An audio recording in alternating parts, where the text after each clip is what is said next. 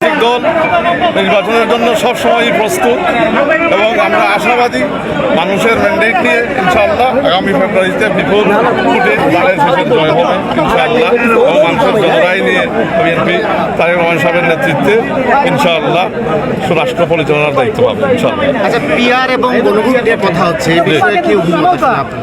PR গণভোট নিয়ে জনগণ চিন্তা করতেছে না। জনগণ চিন্তা করতে 17 বছর পরে আমার ভোটের অধিকার আমি ফিরিয়ে পাইছি, তারা আগ্রহ নিয়ে আছে মানে ভোট দেওয়ার জন্য।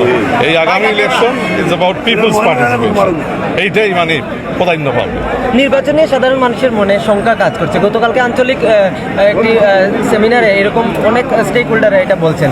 এ বিষয়ে আসলে বিএনপি কি ভাবছে? শঙ্কা তার কিছু কাজ করবে, যেমন আমরা দেখি কিছু দলের ইন্টারফিয়ারেন্স, মানে কিছু উপদেষ্টাদের বিহেভিয়ার, তো এগুলা মানুষকে আশ্বস্ত করে না। সো উই নিড, এটা আমাদের দলের প্রতিনিধি দল তো কিছুদিন আগে ডক্টর ইউনূস সাহেবের সাথে মাননীয় প্রধান উপদেষ্টার সাথে দেখা করছেন এবং বলছেন যে কী কী করণীয় এবং একটা লেভেল প্লেয়িং এনভায়রনমেন্ট তৈরি করার জন্য কী কী প্রয়োজন এটা পরিষ্কারভাবে বলে আসছে। 2 আসনে আপনি নির্বাচন করবেন কিনা? জি, সিলেট 2 আসনে আমি নির্বাচন করা মানে নির্বাচন করা না করা এটা তেমন মানে গুরুত্বপূর্ণ বিষয় না। গুরুত্বপূর্ণ বিষয় হয় যে সুসংগঠিত দল ইনশাআল্লাহ আমরা উপহার দিব সিলেট বিভাগে। সিলেটের 18টি আসনে যোগ্য একাধিক প্রার্থী আছেন, যাদেরকেই দিব ধানের শীষের প্রতীক নিয়ে আমরা ঐক্যবদ্ধ এবং ইনশাআল্লাহ বিশালভাবে বিপুল ভোটে জনগণের ম্যান্ডেট নিয়ে আমরা সিলেট বিভাগ থেকে মানে অনেক নির্বাচিত প্রতিনিধি দিতে পারবো।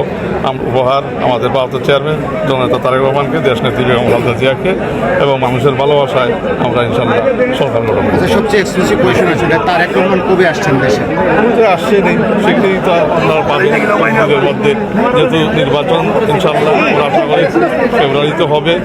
সব কিছু ইনশাআল্লাহ মানে কিছুদিনের মধ্যে ক্লিয়ার হয়ে যাবে। উনি তো অবশ্যই ওনার নেতৃত্বেই তো দল নির্বাচনে যাবে, বিএনপি নির্বাচনে যাবে, তো উনি কিছুদিনের মধ্যেই তো আসবেন আপনাদের মাধ্যমে।